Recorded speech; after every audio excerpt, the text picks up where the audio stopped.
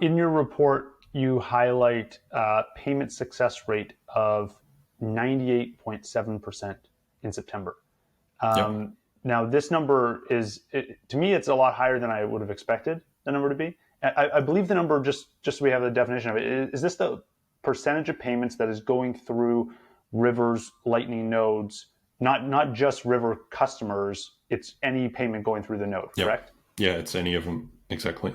Got it. Yeah. And so this is, to me, this is a really positive sign that, one of 100 payments maybe is failing, but 99 are succeeding, which is much higher than my personal payment success rate on Lightning when Mm-hmm. I use my own node and things like that. Um, I want to know, like, what benchmark you guys are going for here. How do you assess the state of um, payment success on the Lightning Network today? Is 98% and 98.7% good? What's great? What's the target here? What do we, when we think about like Visa and MasterCard and some of the payment infrastructure we use today, what are these guys at? Yeah, it's kind of like it's 100 or bust. That would Yeah. be that would kind of be the goal, to get as close to 100 as possible. Obviously, that's difficult because not everything is within our control. This is something we try to focus on in the report, to share a bit, like, why are these payments failing today? Why are they not successfully being routed? One of the reasons that comes up there is timeouts. So the node is trying to find a route to send the payment, and it just can't really seem to figure anything out, and then it times out after a minute.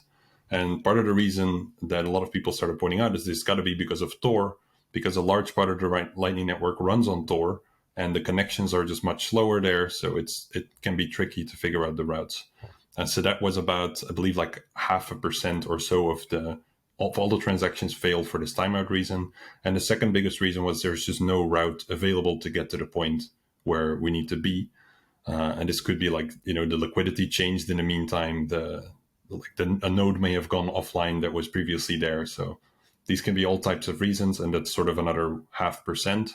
And there's a very small amount of transactions that fail for reasons like, someone sent a manual Lightning transaction, they coded it themselves, but they put in a mistake in there in the routing instructions, or it could be that the nodes went offline for a bit. We had that in, I believe, June or July or so, just very briefly. One of them was offline, and then it adds up a little bit if at that time a bunch of people were sending transactions. But those altogether are quite negligible. It's really the first two reasons, the timeout and no availability of a route, that are the biggest reasons why the transactions are failing today.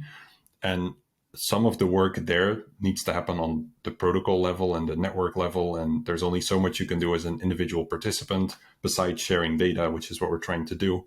So maybe if there are other nodes out there that can also share what it looks like for them, it might start painting a more broad picture of what's going on and why these things are, why these transactions are essentially failing or not.